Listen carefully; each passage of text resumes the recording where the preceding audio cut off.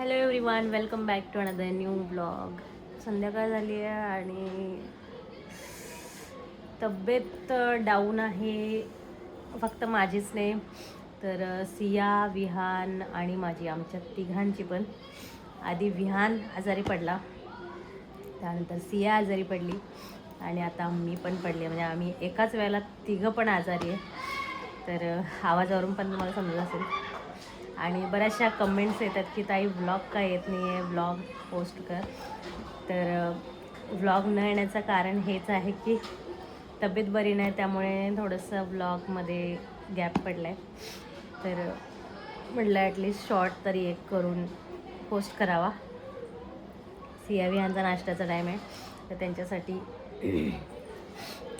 खायला बनवायचं चालू आहे. आणि तर आज मी काय बनवले दाखवते.